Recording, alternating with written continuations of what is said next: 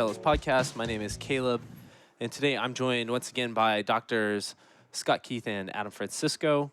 We're recording this the same day as the last episode. You can tell because Rod's not on the show with us. He's actually at a conference he went this weekend. I think he's driving back today, so he wasn't able to join us. But this episode kind of hit me. The idea hit me while we were in Las Vegas. My dad and I, my dad did a gig in Las Vegas. Do you remember the name of the church exactly? Is it?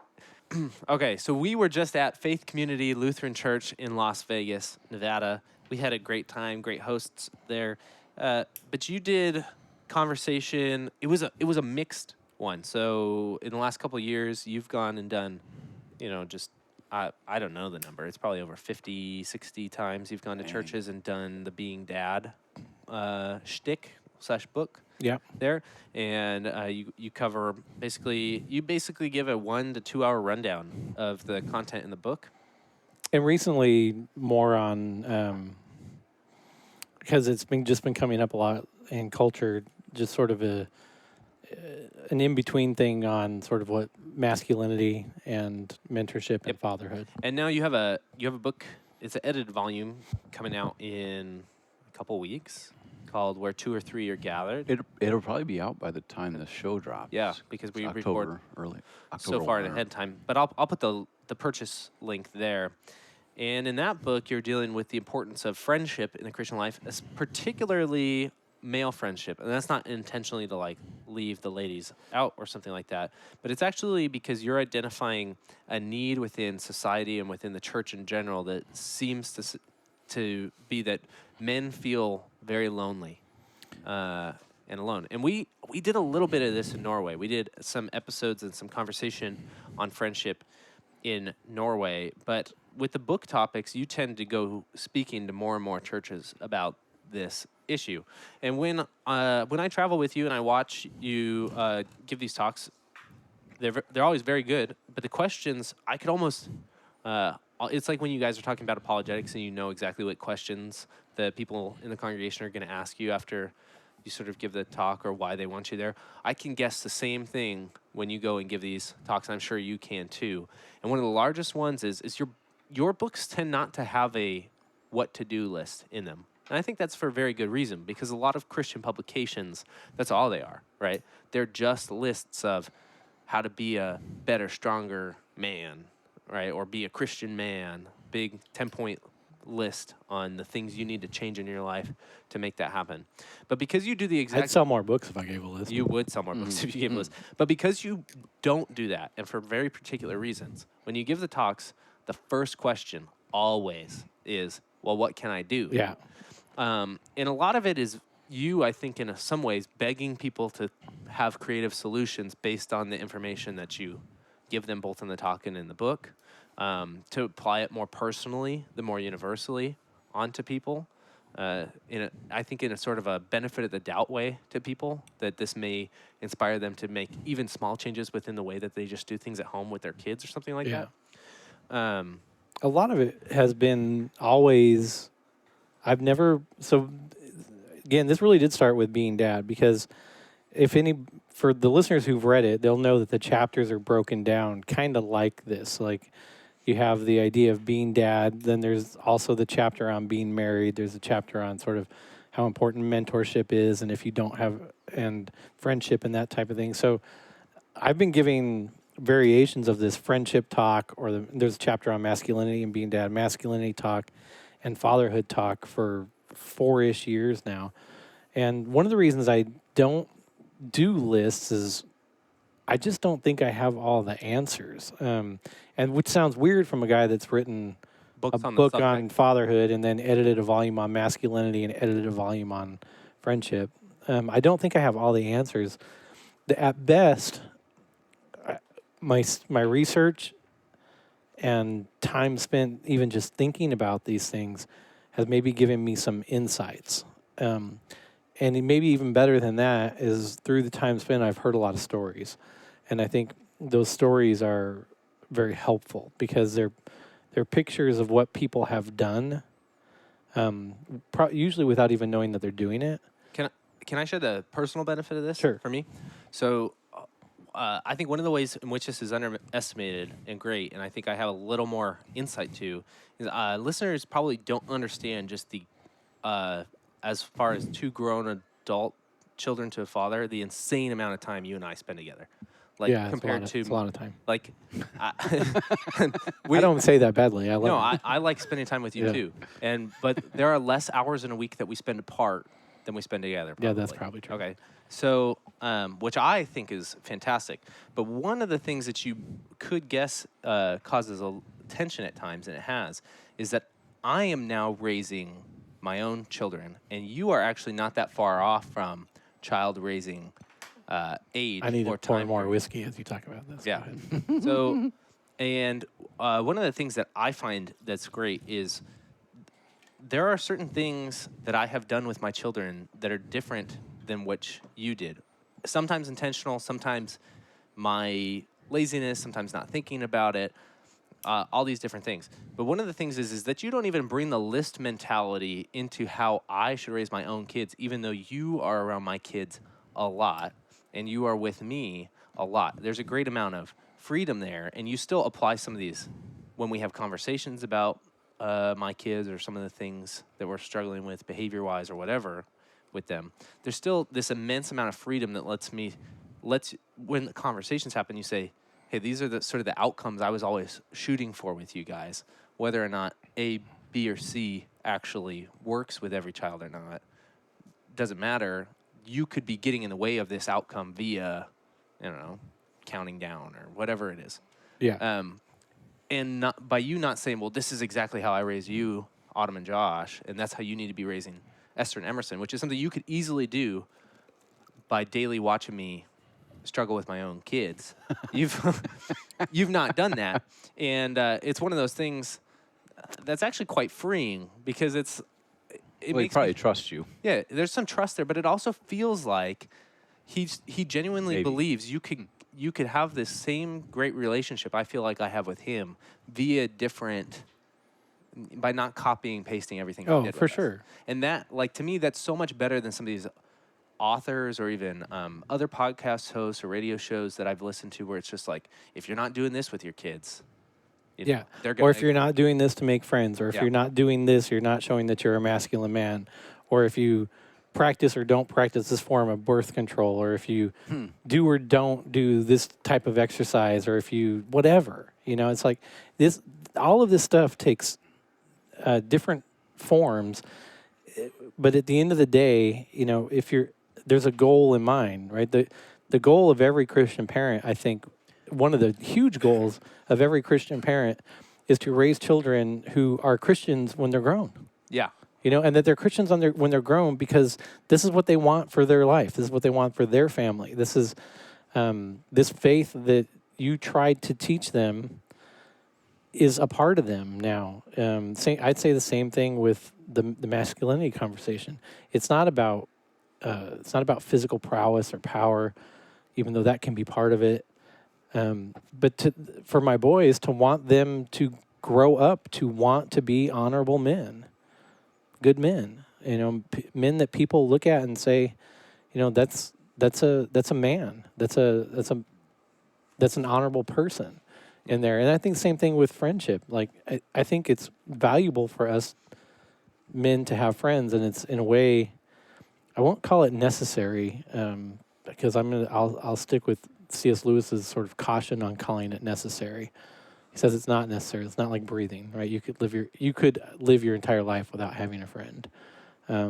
But the question to ask is, what kind of quality is your life then? And and I'd say from a Christian perspective, who do you have then other than your pastor who's speaking the words of forgiveness to you when you mess up, and that type of thing. And to want to have that is important. How you get there to having that's going to look different for everyone. Like, I'm not an exceptionally friendly person, so that really looks different for me than it does for, say, like my friend Paul Koch, who makes friends very easily. Yeah, and to get around, I think I lost track of the question here, but to get around to the question, and what I want this show to really be about, is to answer the frustration of what can men do for their children, for friends, or even inside the church as far as this issue goes. I think, again, one of the other positive aspects of this conversation that you have is that you go and do this in churches. And one of the things that immediately pops up when people ask for sort of a pragmatic solution is stuff like, well, we've got a committee, or we have a men's Bible group. We have a It's men's always group. a men's group. It's a men's group. Yeah. And Which that's fine. It's not a bad I don't thing. want to make it sound like a bad thing. But we did hear people in Vegas say, one of my things is that sometimes I don't feel like I can be friends with them because I have to be. Yeah. Right? Like, I have to be. Like, there's no reason we're not supposed to get along when we go to the same church. And that's not realistic either. Is one of the things is I don't think it's realistic to expect that you will be able to be friends with every other guy at your church. I'd say from what I learned, the book came up while we were in Norway, and I was listening to Jim Nestigan give a lecture on Luther's friendships. And just how important Luther's friendships were to him. And then sort of the nature of Luther's friendships and how he could be friends with somebody and then have a fight with that person and not talk to him for a while and then talk to him again. You know, he'd find out they're sick and he'd write him a letter or something like that, and they're still friends. And I started thinking to myself that, you know, I've had probably the same 4 to 5 good friends for a long time. And then people come in as friends a little bit later on. And what tends to happen for me is you start to become closer friends with one guy, and another guy or set of guys kind of take the back seat a little bit. And that there's always a certain amount of guilt that comes along with that. But listening to Jim give this lecture on Luther and his friendships, you know, one of the things that occurred to me is that this is completely normal. This is just what happens. And that then you read C.S. Lewis on friendship and Four Loves and whatnot, and you know, one of the things you come to understand about friendship, I think, or that I came to understand about friendship, is that it's not like a marriage. And this is why it bugs me when a lot of guys will say their wives are their best friend. It's not because your wife can't be a good friend to you. I'm sure she could. But, you know, you don't get to, your relationship with your wife doesn't get to like be on the off switch for a while just because you made a new friend. Right? Your relationship with your wife doesn't get to take a back seat because she said something stupid at a party. Whereas a friend, that might happen. You know, that might happen. You might have got together with one friend the last 3 times and they really annoyed you, so they're kind of, you guys are on the back burner with each other for a while, but you can still be friends. It's optional in that way, and I think that's what Lewis meant by optional. And I think every guy gets that friends are optional. I think they understand that. The problem is, I think when in the modern context, I don't think I'm answering your question, but get me back on track. In the modern context, I think the problem is that the fact that we understand that friends are optional equates to it's not good for us to have them, or we don't need them. I'll just say that we don't need them, right? And I get it. We don't need them like we need air. But for a quality thing, I think we do need them. And with, you know, sort of, especially with young men, report after report after report coming out, talking about how lonely they are, how suicidal they are, how they feel like they have no support structure or person that they can count on. Even married men reporting that outside of their marriage relationship, they've got no one, and inside their marriage relationship, they feel unequal. With all of this coming out, it seems like more than ever, it'd be good for men to know that this is a good thing for your life, for you to prioritize in some way having at least a few close friends. And in the church, you're right.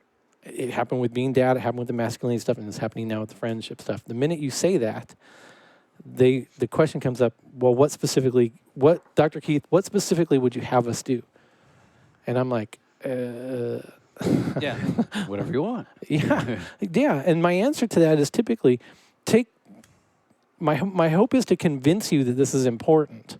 And that once you're convinced that this is important, you figure out what you need to do with that information. And maybe that's just sort of the, being a professor of ideas in me. Yeah. Coming out that I can teach you an idea, but that doesn't equal a prescription for what to do with that idea. And I'm trying to teach the importance of this idea and then say, do what you think is best for yourself. Do what you think is best for your circle of friends. Do what you think is best for your congregation. That might be a men's group in some contexts that maybe works very well. That might not be. It might be less formal than that. Yeah, I mean, I don't know.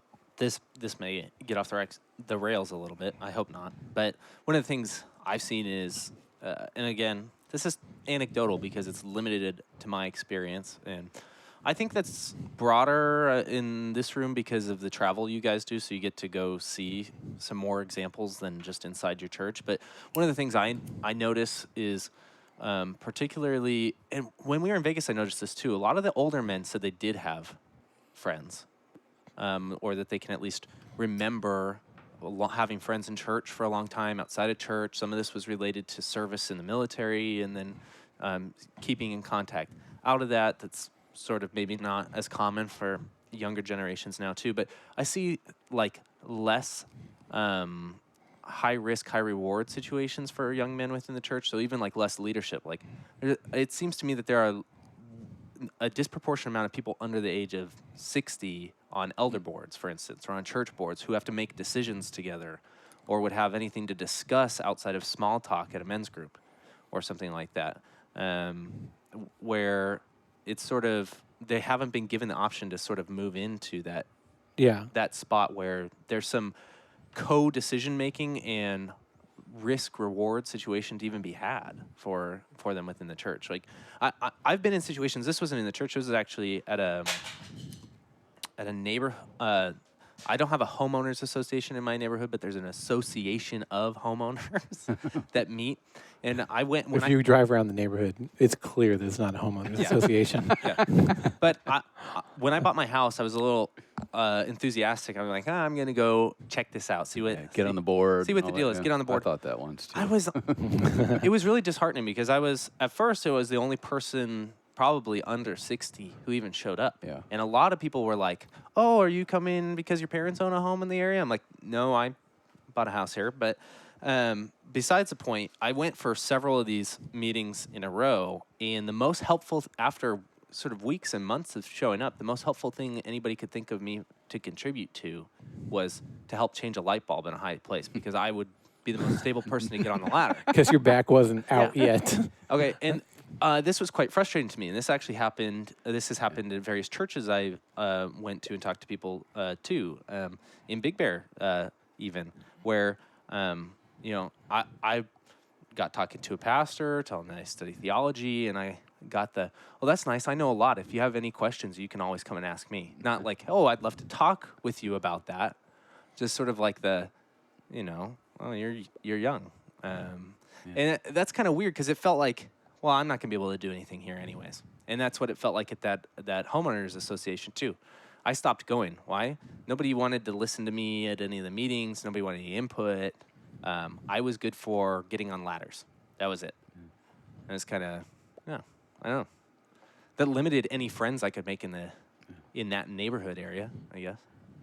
And I am not opposed to having friends. There could be reasons for that too. It could be they're not used to having a young guy around. Right. They don't know what to do. Or, a lot of you talk about how younger people aren't well represented in the church. It could be young men who have families. They're busy. Mm-hmm. Yeah. And there's all sorts of factors. That's why Scott, you say you can't. There's not a list because every circumstance is different. Mm-hmm. But I edited or worked on. Helped Scott edit the book where two or three are gathered, and reading through it a couple times, I've never had like super close friends outside of the military. Growing up, I had my brother and so on and so forth. But after getting married, it's like all your energy is directed at work and your family, but then there comes a point though where you all of a sudden you don't have all the obligations of young kids and so on. And then your book, one thing that really hit me hard is just how important it is to stay connected with others for a variety of reasons. The most important, just so you have a sounding board and somebody can forgive you your sins and so on. But there's an article, or there's a chapter, it's after your introduction that really struck me. It's Paul Koch's, you mentioned just a bit ago, that a friendship as how does he put it? 2 or 3 or however, with these Christian friends, it's sort of like you're fighting against the forces that are against you. So I sometimes,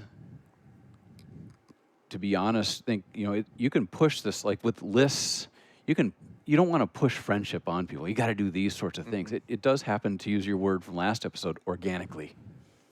And when you find those people you organically connect with, it's important to keep those connections, whether it's a phone call or even sharing memes via text message, I think, whatever it might be. One of Adam's favorite pastimes. Because, even a pagan thinker like Aristotle, way back when, said that, the way he put it was, man is by nature a political animal. What he meant by that, though, is man or human beings are by nature gregarious, are social beings. Yes.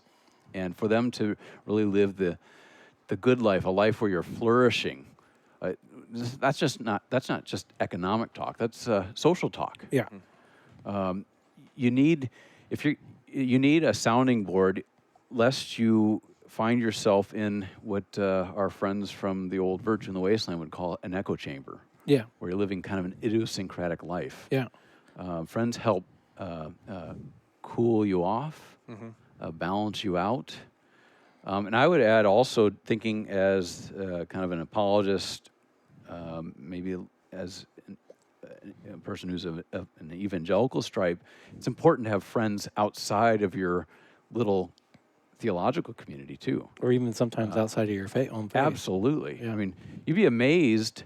We probably don't need to tell our listeners this, but just how people that you would otherwise, if you're just watching the news, you would think that you're enemies, but then when you meet them in real life and experience the things that they're experiencing, just how much in common you have with them. I find it, I'm not going to bring it up, well, maybe I will, and Scott's going to roll his eyes, but at my martial arts gym, people I otherwise would have no connection with, how close I've gotten to those people, and they have radically different ideas than I do, and it helps balance me out. It helps keep me from obsessing about things that don't matter and so on. I'm not going to get singular perspective on things, political, social. Yeah, it's a sounding board for. Most people don't have the luxury, the privilege of hanging out in a classroom like you and I do, and Caleb's getting there, where we can have this objective exchange, well, presumably objective exchange of ideas. Where you can find that, though, is just out in public, out in the world, with the people you rub elbows with, whether it's the dad of the person who's on your son's soccer team or whatever. You'd be amazed. Well, the story I started the book out with is sort of that random occurrence of being back in the town where Caleb grew up and texting the guy that I used to share an office with. Yeah. And he dropped everything and came pick me up, and we spent the entire day together. Yeah. And just almost like no time had passed. Yeah. And that is valuable. There is value to that. Now, I probably won't see him again for another year or two, right? But when I do, I know that he's my friend. I know that to this day, if I were to text him because your brother Josh lives up there, that Josh or my mom needed help with something, he'd be there. Yep. Yeah. And I have no doubt about that, like zero doubt about that. Yeah. And that's the type of thing I'm talking about. And I've been lucky enough to have that in my life. I've been lucky enough to still be connected to many of the guys I went to college with. In friendship. Paul Koch, Adam, Jeff Mallinson. It's bizarre. Most people don't have that. And I know that I'm lucky to have it. And one of the reasons for the book was to say, this is important, and from what I'm reading, a lot of guys don't have this. I look back nostalgically at the days when we all went to the same church. Yeah. We'd be there every Sunday on the patio, like 10 of us, and just we didn't all talk. It wasn't like just Adam and I talking every Sunday. You'd kind of make the rounds, and it was phenomenal. And it wasn't because there was a men's group. We were actually there because of a common confession, because that church, used the historic liturgy, and we all appreciated that. and that we were there. I mean, proximity. Some of us drove a long way to be there, though, too. Like Dan 45 minutes, an hour. Yeah, Dan Dean would drive from Santa Ana to be there every Sunday. I mean, it was important. And when we talk about it to this day with that group of guys, I know we all still feel the loss of that. I know we do. Yeah.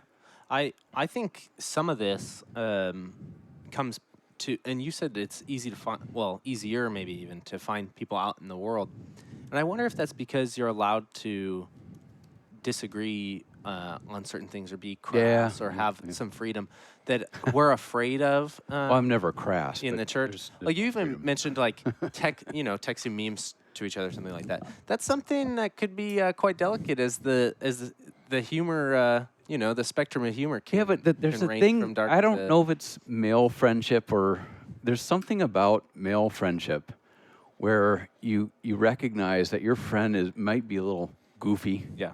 And you just let him. Yep. You give him a pass. But Or I think I wonder. Well, I don't want to use this because it's so cliche, but there's a safety to it. yeah. Like There's a safe space between friends. Yeah. Yeah. But I wonder if that's one of the risks that the church, if we're asking or pleading sort of for this to be something you can find in church or have there, or something that the church is involved with, for that freedom to also exist there. I mean, it's got to move past small talk, right? And to move past small talk, there's got to be somebody might say something weird. Yeah. well, one of the things It's that a great gift if you have that Yeah. that circle of friends within a church, especially if you will, a confessional church, where there's a clear standard of what is true, That's right. where you can express And you're there reservations because of or that, your yeah. skepticism towards whatever it might be, and not be Lose met those with people. judgment immediately, where those issues can be talked through and talked out. I mean, what a great gift that is. The church I think you're referring to is, I think, kind of exceptional. A lot of churches, for young men, there's not a whole lot of options, because churches are, I think the average age of the churches in our confession is pretty old. Oh yeah, I think it's the high And 60s. man, you need those friends if you can get them. As you're just walking through life, that's what friends do. They walk alongside of each other. It doesn't, not necessarily physically always. When Scott and you and I, we don't always see each other all that often. No, I live in Big Bear, And and we both travel. And even when we do, if we're having a beer at the local bar at the street, we don't even have to say a whole lot. No. Yeah. And it's fine. Yeah. And So- there's comfort there. You know what's funny is Rod's not here, but we've all experienced this. I mean, traveling with Rod isn't a verbose experience. No. Like he's not saying there's not a lot of small talk in there. Even going over to his house just to visit him, there's not a lot of small talk in there.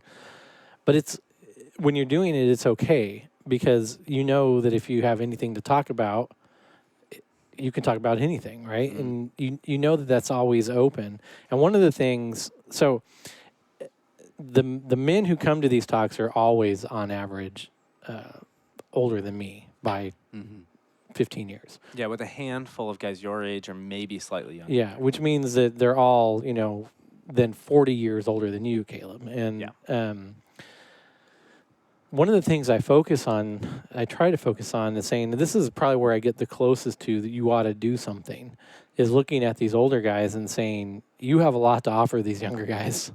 And they would love for you to offer it to them. And again, every time I say that, I'm not trying to be super prescriptive. I'm trying to say, listen, the mentorship that could be your friendship with this person that's 30 years, 40 years younger than you would be very valuable to that younger person if you would offer it. I did that once at a church in not Hacienda Heights, Sherman Oaks, I think, maybe. And this old dude just shot up out of his chair. And he's like, well, what do you mean? What do you think I should do? And I was kind of like taken aback a little bit. And then I kind of got my composure, and I looked at him, and I looked at a guy that was like your age, Caleb. And I said, do you know that dude's name over there? And he goes, yeah, that's George or whatever. And I said, have you ever asked George to get a cup of coffee with you? Like just gotten his number and said, hey, let's get a cup of coffee sometime this week before work, at lunch, or after work or whatever, get a beer. He goes, no. If I did, what would I say to him? And then all the things that Rod has said, like over the years, that he kind of intentionally says to the men that he's mentored over the years that we probably don't even know was intentional, like start coming out of me as I'm talking to this guy. I'm like, well, you could ask him how work's going. You could ask him if he's married and has a family, or if he's dating somebody, how all that's going. Raising kids is hard. If he's got kids, say, how's that going? Maybe you've done that, and you could listen. If he's doing something that well, like if you're a welder and he was a welder, you can sort of commiserate about welding. If he's a welder and you were an accountant, say, man, that's great. I couldn't do that. I'm glad you're doing that kind of thing. I'm proud of you. And I've looked at that guy and said, if you were to tell that young man that you were proud of him for anything, it would change all the difference. It would change his universe, because if the data I've read is right, something in the order of 75 to 80% of young men have never been told by an older man that they're proud of him. I mean, yeah, man, mind blown. That's I think what you meant to say. Oh, right? Sorry, I didn't say words. Mind blowing. Yeah, I think. And this may be, I don't want this to come off harshly, but as somebody who's, I don't know, fairly young, but still, I don't know, established as an adult, has a career, has a family, it's interesting I think that part of that mentorship means passing the torch on some of these things too. So that doesn't mean just giving advice, but it means maybe being there as a sounding board and advice once you've passed some of your responsibility onto that other person.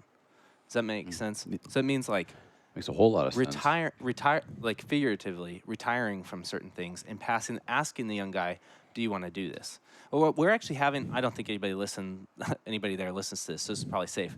But I volunteer at the shooting range in Big Bear.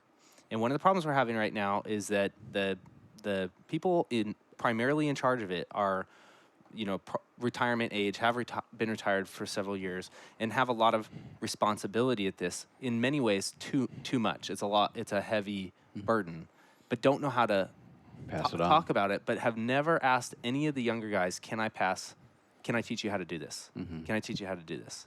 And it's pretty noticeable there because there's some strain on the two guys who primarily run this thing, who are older, and there's a handful of young guys around, but not once has a conversation ever come up, well, maybe I'll teach, so-and-so to file our nonprofit status every year, or how to get our Forest Service permit every year. It's just like, well, I'm really tired of having to file all the paperwork.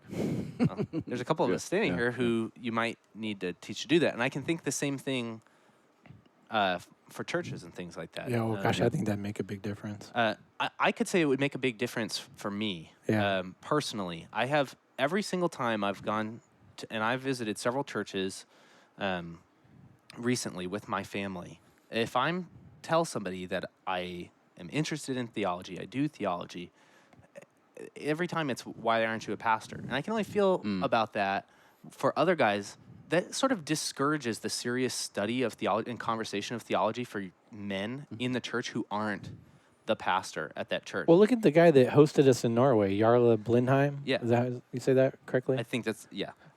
He's an electrical engineer for an oil company. That dude has read more theology than almost anybody I've ever met. Like he is a constant reader in multiple languages in theology.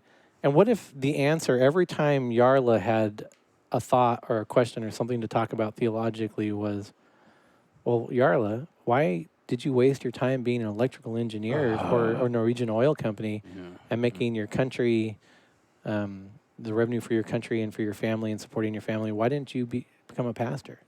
I mean, you can only be interested in theology if you're a pastor, right, Jarle? I mean, that's if you were to say that in any other field, any other sort of idea field, it's idiotic. Well, like everybody's got opinions about politics, and if you have a political opinion, no one looks at you and says, "Well, why didn't you become a senator?"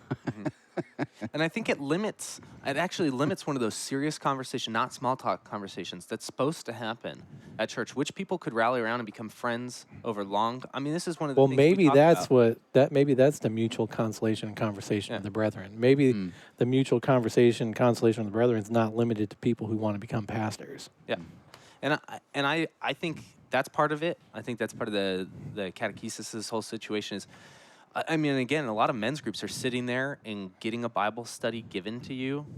It's not mutual conversation, and I think that would even go a long way in the being dad conversation, since a lot of it is asking, is sort of pleading for fathers to be involved in the catechetical life of their children. Well, I'll say that's in many ways what's behind your book, Yeah, right? that's right. From small colored articles. Yep. I'd also say this, is Caleb, that I think, like I've been to the range with you, and these old guys that know you, they don't know how to talk to you. I mean, the issue is they may want to teach you to pass the torch, to teach you how to do the 501c3 status filing and all that, but they don't. Which they should have a lawyer do, but that's another story. But they don't know how to talk to you. I mean, they don't even know how to talk to you about the latest gun that you brought that they're interested in. They don't, and you have common interest in that. They don't even know how to talk to you about that.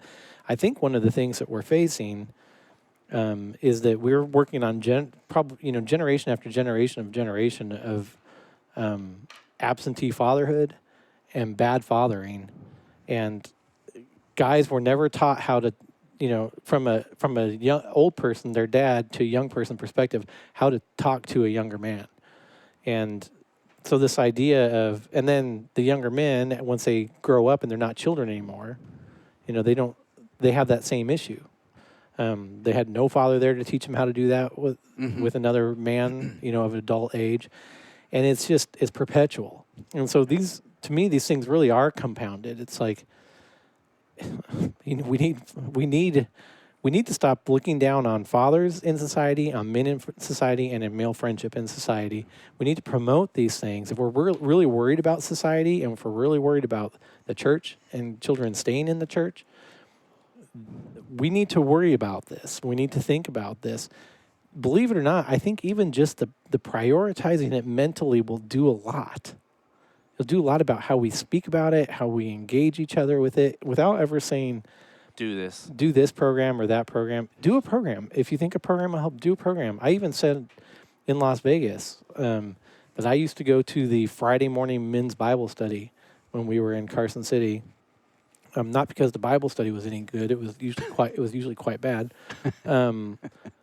But I was by 25 years the youngest guy there, and to get breakfast every Friday morning with a group of 5 or 6 older guys who were Lutheran, who came to Lutheranism at various times in life and had different perspectives on life and fathering and faith, and it was totally interesting. Mm-hmm. And most of the talk that occurred there wasn't the bad Bible study. It was coffee and bacon. I like my eggs sunny side up. The dude that got oatmeal every Sunday because he had a heart attack, or Friday because he had a heart attack, and it taught me how to talk to them, and I think in turn too, a lot of them learned how to talk to me, and that's good. I mean, that's a good thing. I even suggested that in Vegas. I said, if you have a men's Bible study breakfast, go to it. Don't go to it for the Bible study necessarily. The Bible study might be great at their church. Who knows? Hey, I mean, it's worth listening to you about this. I mean, if I can bring this up, because your dad died when you were very young, right? And 2, yeah. Caleb and we've always had dads. Yep. Yeah. So it's hard for us to think of not having a dad. Yeah. But you know it. Well, I know how uniquely important it is. I mean, we don't want we don't want our kids to think of us just as friends, Mm-hmm. Otherwise, boundaries will be crossed and so on. But dads, in many ways, for their children, their sons are friends of a sort. Well, I would say it makes all the difference in society. Oh my God! And certainly in the church, it makes all the difference. The thing he did was, I think I can say this now, is there was a distinct, that I couldn't tell you the day or when it happened, but a transition where the friendship took over. Yeah. With he and I, and I think that is sort of that he was my friend, but my dad growing up, yeah. right? Like, it was. Yeah. There's that balance there, and all of a sudden, one day it transitioned to more this. And part of it was probably when I had a family and things like that, and lived on my own. But still, I think that has helped me even navigating. Well, I would honestly say this: most of my friends are in their mid-40s. I'm 24, so That's why you're an old soul. yeah. But I've got a handful of friends my age from one from kindergarten who I'm great friends with still, but the others from college. And besides that, though, I even recognize that the opportunities within the church and stuff like that. I kind of I do miss the idea of having older mentors within the church that I just most places I've been. Well, too, I'd say this. I guess this is going to sound like toot my own horn a little bit, but it's not accidental that you were exposed to the people that were my friends. Yeah. Yeah. That wasn't accidental. I mean, it was always a decision to bring you along at 15 years old to go have a beer with Jim Nestigan. Yeah. That wasn't an accident. Yeah. Yeah. I bring my son. He's 15. My oldest son is 15. He hangs out with mostly mid-20s, 30 years old. He grapples with them, and he hangs out with you, and he sees just by seeing it. He sees what it's like for dudes to be dudes. Yeah, just by seeing it. And thinking outside the church a bit, again, when I was in my late teens and early 20s in the military, it's been over 20 years, and there's probably not a day, maybe it's every 2 days, where I don't think about those guys. Even though we don't connect ever. On Facebook, maybe we're friends or whatever you call it, following or friends on Facebook or whatever. But I guarantee you, even though it's been 25 years, if I had an issue that they might have some insight on, or if I needed help, I just sent them a note, and they would be there to help me. And I have to believe that that's certainly the case, or should certainly be the case within the church. That was a point you made in your book as well. I mean, every chapter had something like that. Yeah. Just how, because you can't just go at it. I mean, you can go at it alone, but it's so much better if you're not there alone. Yep. So, well, we still didn't give a list. You don't need a list. I do think that's the good thing. I think Adam just be who you're supposed to be, a social being. Well, I think part of the reason we've been doing episodes, exercise your Christian freedom to be a hand, and a father, and a friend. Yes. Yeah. And just being conscious of it will probably, I think, helps. Like Adam said, by making people aware of when it is or isn't happening. And that could go a long way to realizing that instance where you do ask somebody to go out to coffee.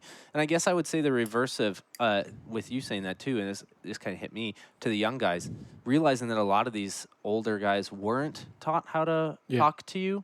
Maybe you need to be the one to ask them out for coffee or a beer or whatever, especially if you're feeling like you need that in your life.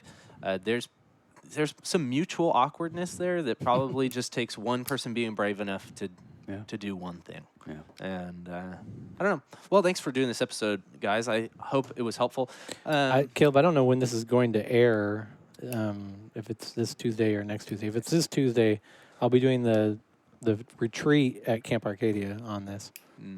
If it's not, then maybe we can get the audio from the retreat. Yeah, we can try to get the audio from the retreat. Hey, thank you for listening to this episode. As always, you can ask us questions via the 1517 website. There's a form there where it dumps into my email address. You can ask us questions via Twitter or Facebook, at Thinking Fellows. You can even ask me questions directly because I'm who filters them anyways, if you find me online or via email as well. So, again, thank you for listening. Go to 1517.org/podcast to see all of the shows that 1517 produces. We'll catch you next week. Bye.